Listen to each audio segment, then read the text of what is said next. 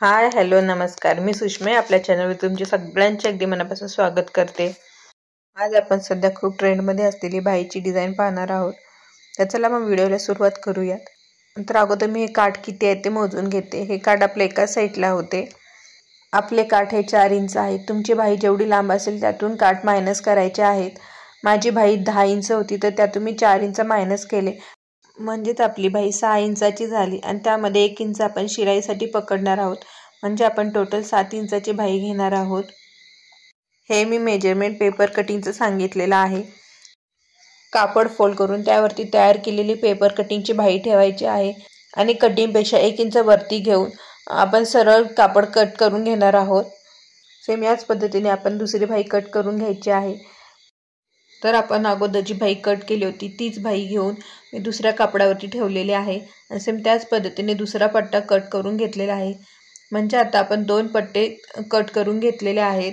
ह्या बाईची कटिंग खूप सोपी होती, तुम्हाला समजलं असेलच। आता आपण स्टिचिंग कशी करायची हे बघूयात। कोणत्याही पद्धतीची डिझाईन करताना अगोदर आपण कापड उलट-सुलट बघून घ्यायचं आहे आणि नंतरच डिझाईन बनवायला सुरुवात करायची आहे। आणि हे कापड खूप पातळ आहे, त्यामुळे याची उलट-सुलट बाजू लवकर कळत नाही, म्हणून मी मार्किंग करून ठेवलेले आहे।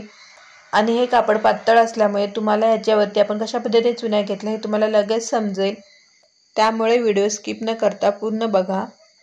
आता आपण जो बाईचा पट्टा कट केला होता बरोबर त्याचा मध्य काढायचा आहे आणि मध्यापासून आपण 2-2 इंचाची अशी मार्किंग करायची आहे। तुम्ही 4 किंवा 5 मार्किंग करू शकता। सेम त्याच पद्धतीने मध्यापासून दुसऱ्या साईडला सुद्धा 4-5 मार्किंग करायचे आहेत। जसं तुमचं कापड रुंदीला असेल त्या पद्धतीने मार्किंग करायचे आहे। आणि आता आपण बरोबर मध्यापासून अशा पद्धतीने चुन्या घ्यायच्या आहेत। तर हे कापड आपण रुंदीला किती घेतले हे सांगायला मी विसरले। तर हे कापड आपण आपली जेवढी बाही रुंदी होती त्याच्या डबल कापड घेतलेलं आहे। तुमच्या कटिंगवरून लक्षात आलं असेलच तरी मी अगदी डिटेलमध्ये सांगण्याचा प्रयत्न करते। अगोदर आपण पुढच्या साईडच्या चुन्या घेत आहोत। तर अगोदर आपण एक चुनी घ्यायची आहे, त्यावरतीच एका साईडच्या बाकीच्या चुन्या ठेवायच्या आहेत। सेम त्याच पद्धतीने आपण दुसऱ्या साईडच्या चुन्या घ्यायच्या आहेत आणि त्यावरती बाकीच्या चुन्या ठेवायच्या आहेत।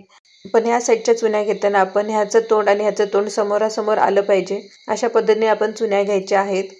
चुन्या घेऊन झाल्यानंतर आपण त्यावरती शिलाई मारून घेणार आहोत।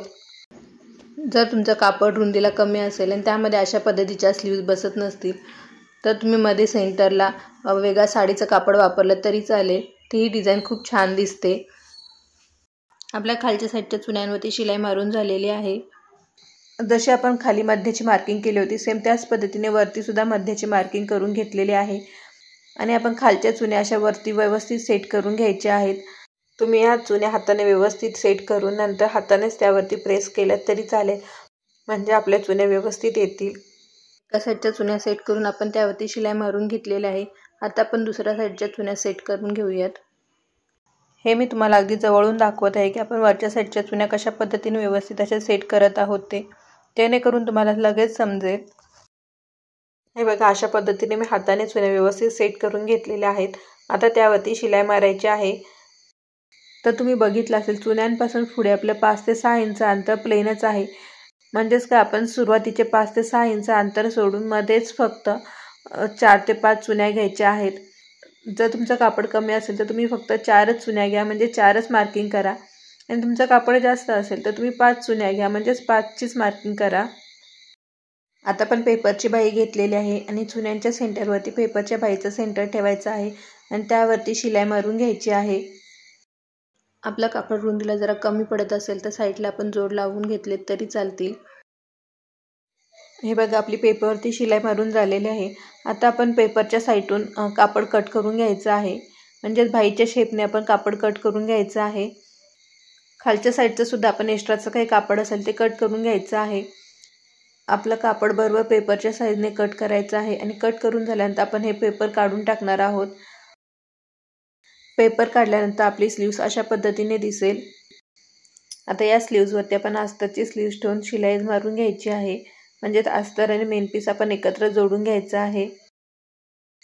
अस्तर आणि मेन पीस एकत्र जोडून झाल्यानंतर मी पुन्हा एक पेपरची बाही घेतलेली आहे आणि कापडावरती ही बाही ठेवून कुठे एक्स्ट्रा काही कापड असेल तर ते आपण मार्किंग करून कट करून घेणार आहोत।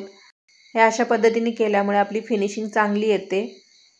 आपली बॉर्डर लांब अखंड होती, त्यामुळे आपल्याला जेवढी बॉर्डर गरजेची आहे तेवढीच बॉर्डर कट करून घेतलेली आहे। आणि बॉर्डरला एक्स्ट्रा काही कापड असेल तेही कट करून घ्यायचं आहे। जेवढं आपल्याला शिलाई पुरतं गरजेचं आहे तेवढंच आपण कापड घेऊन शिलाई मारायची आहे। सरळ भाईवरती उलट बॉर्डर ठेवून त्यावरती शिलाई मारून घ्यायची आहे।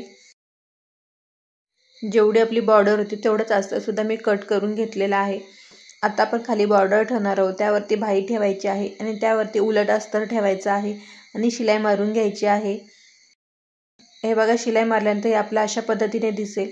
नंतर भाई गुंडाळीची आहे आणि बॉर्डरवरती अस्तर ठेवून परत बॉर्डरवरती आपण शिलाई मारून घ्यायची आहे। मी दर मंगळवारी व शुक्रवारी शिलाई रिलेटेड व्हिडिओ बनवत असते।